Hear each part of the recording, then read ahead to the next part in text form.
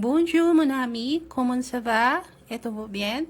Hi guys! Samahan niyo ako sa aking madalas na daily routine this morning. Around 6 a.m. ay gising na talaga ako kasi nagluluto ko ng baon ng aking fiancé. Ang nangyayari kapag umaalis siya ng 7:30 para pumasok, natutulog ulit ako kaya minsan nagigising na ako ng late. Pagbangon ko nga sa higaan ay dumediretso ko dito sa kusina para linisin yung kalat na naiwan ko kanina. Ito nga pala yung dishwasher na halos lahat ata ng bahay dito may ganito. Para din siyang washing machine na ilalagay mo lang yung mga madudumi mong plato, and then kung saan niya nang huhugasan. Itong plato pala na tinatanggal ko from dishwasher, ito yung mga nahugasan na kagabi. Tinatanggal ko siya para lalagyan naman natin siya ng mga bagong huhugasan.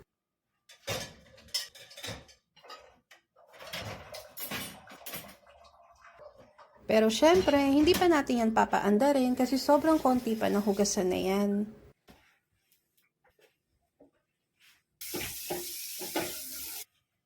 Nilinis ko na rin pala itong kalan kasi sobrang dumi na rin. Di rin kasi maganda tingnan na sa sobrang puti nito, kita na yung dumi. Satisfying din kasing tignan kapag nakikita mong malinis yung kalan mo lalo na't putito. Alam mo yun, para siyang bago kapag laging malinis. Fast forward, nagwalis-walis na rin pala ako dito sa sala. Ganito lang naman yung daily routine ko every morning.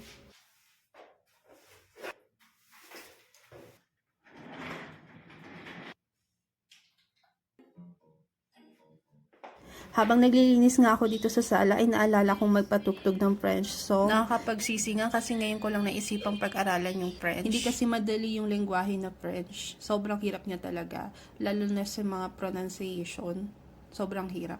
Meron kasing tinatawag sa French ng right word for feminine and masculine. Basta girl, sobrang komplikado. Nag-prepare na rin pala ako dyan ng breakfast. Madalas ito lang talaga yung breakfast ko, cereal and yogurt. Habang nagbe-breakfast nga ako, naalala kong kunin yung notebook ko. Para habang kumakain, nare-recall ko yung mga French words na pinag-aralan ko kahapon. Pagkatapos ko nga mag-breakfast, ay dito na tayo sa exciting part, ang mag-aral ng French.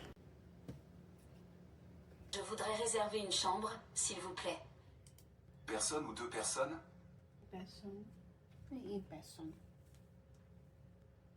I think one person to. One person. One person. Une personne. In person. In.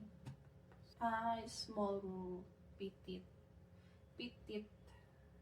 In petit. In petit. Chambre. Chambre. Chambre. Huh? In petit chambre. In petit chambre.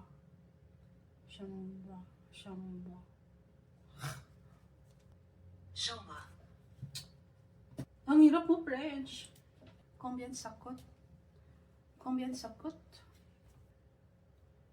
Ça coûte. How much does it cost? Combien ça coûte? Combien ça coûte? Does it cost?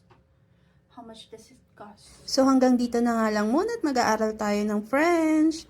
A bientôt!